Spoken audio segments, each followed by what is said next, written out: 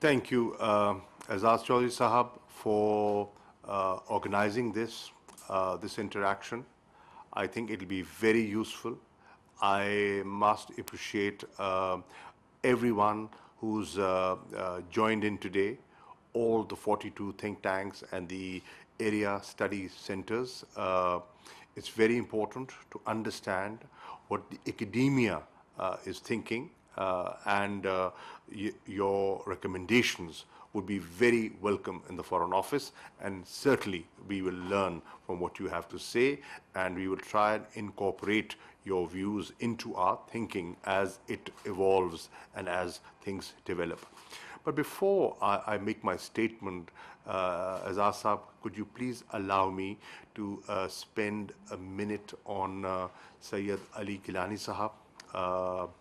As you know, he passed away last night, and I just wanted to share the grief, national grief. The entire nation, every Kashmiri, anywhere in the world, whether in Indian-occupied Kashmir or Azad Kashmir, every Pakistani is mourning, is sad.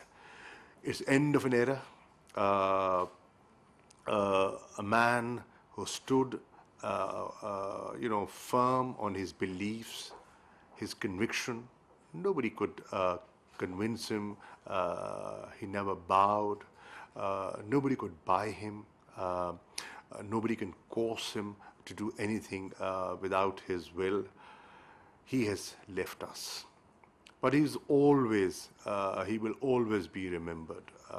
Every Pakistani, every Kashmiri, every freedom fighter, all those elements who have stood up for basic fundamental human rights will recognize what he stood for.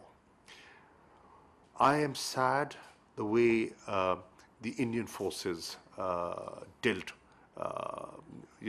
with the family last night. The way his house was encircled, the way they forced the family to bury him without a proper funeral. Everybody knows that there would have been a huge namaz-e-janaza for him. And the Indian forces were too scared to even allow that. We talk of fundamental rights. This is, a basic right, a fundamental right, and the way it has been trampled, it saddens me. I am very disturbed since last night. When I got the news and I heard this, I am very upset, and I am sure every Pakistani and every Kashmiri is feeling this way. मेरी दुआ है कि अल्लाह ताला उन्हें गरीक़ रहमत करे और अल्लाह ताला उनके दर्जात को बुलंद करे. मैं ये कहना चाहता हूँ कि सैयद अली गिलानी साहब आज हम में मौजूद नहीं हैं, लेकिन उनकी महक जो है पूरी वादी में, कश्मीर की वादी में हमेशा वो उनकी महक रहेगी. उनकी अज़मत, उनका किरदार, उनकी इस्तेकामत एक दास्तान है, मशले राह है. और वो कश्मीरी जो इस जद्दोजहद में सर फ़हरिस्त हैं, उनके लिए उन्होंने कुछ रहनुमा असूल तय कर दिए हैं. मुझे यकीन है कि नौजवान नस्ल तजदीद अहद करेगी और उस मिशन को जारी रखेगी. With this, let me revert to what you have organized today, Azaz Sahab. Let me begin by congratulating the host for organizing a session on such an important issue. We are witnessing momentous events in our neighborhood, which have far-reaching implications for the region and the international community as a whole.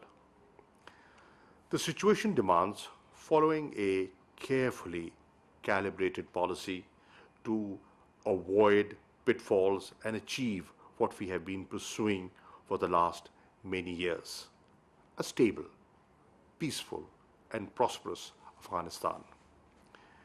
Before I highlight the salient points of our policy on Afghanistan, a few comments on the current situation will give an idea on our policy.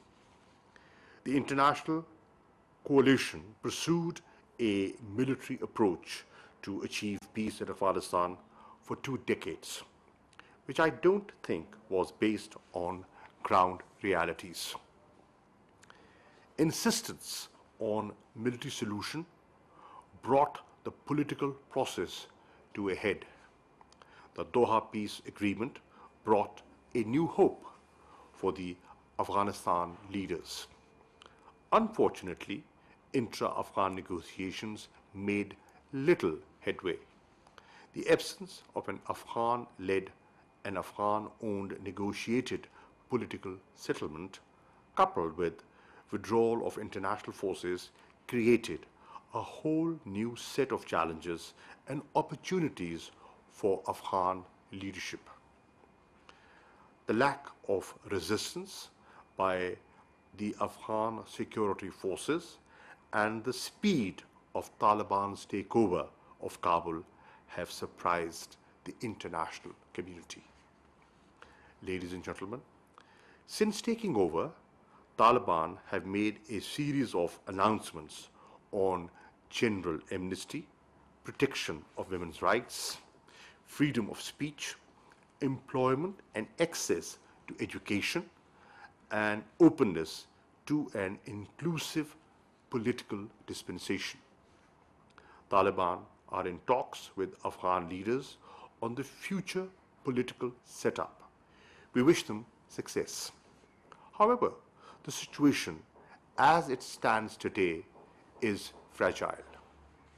The unfortunate loss of more than 170 lives in 2 dastardly attacks by ISIS near Kabul airport is a grim reminder of fragility of situation. More than ever, the situation demands Afghan leaders to exhibit wisdom. It also requires sustained engagement by international community as shared responsibility to help Afghanistan on its path to peace, stability, and prosperity. Failure is no option. Ladies and gentlemen, Pakistan was the only country that consistently maintained that there was no military solution to the Afghan conflict. Pakistan, with its firm belief in a negotiated political settlement, supported the US-Taliban direct talks leading to intra-Afghan negotiations. We also continue to voice that the withdrawal of international forces should have proceeded in tandem with progress in the intra-Afghan negotiations. We also supported a responsible and orderly withdrawal to ensure smooth transition. We have suffered the most after Afghanistan, both in terms of casualties and huge loss to the economy.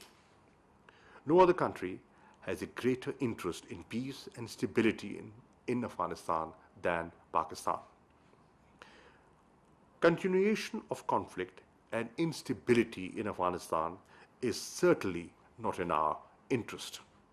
We consider all segments of Afghan society important in the overall construct of Afghanistan. Every Afghan, be it from Tajik community, Uzbek, or Turkmen, or Pashtun, they all are part of a beautiful mosaic. We reached out to all ethnic communities to reiterate our support to a united and peaceful Afghanistan. In the present circumstance, we have continued our support for an inclusive setup in Afghanistan as the best way forward. We consider Taliban's announcements positive and encouraging. The Afghan leadership should take the responsibility of delivering on the demands of the Afghan people, reconcile their differences, and achieve a negotiated political solution, a long cherished objective. Inclusive setup is important for Taliban to gain people's confidence and international acceptability. It will open new vistas of cooperation at regional and international level. It will help realize our common objective of a region free from scourge of terrorism, strongly linked with the international community through a web of connectivity projects. Given our renewed focus on geoeconomics, we feel that the dividends of regional connectivity cannot be realized without enduring peace in Afghanistan. To achieve the above, it is extremely important for the international community to remain engaged with Afghanistan. We believe that the biggest opportunity right now is convergence of the international community on the need of durable peace and stability in Afghanistan. A sustained engagement will ensure steady transition and avoid repeat of the 1990s. Afghan people must not be abandoned at this crucial stage. Pakistan will continue to play the role of a facilitator. However, our role must not be misconstrued as that of a guarantor. Ladies and gentlemen, let me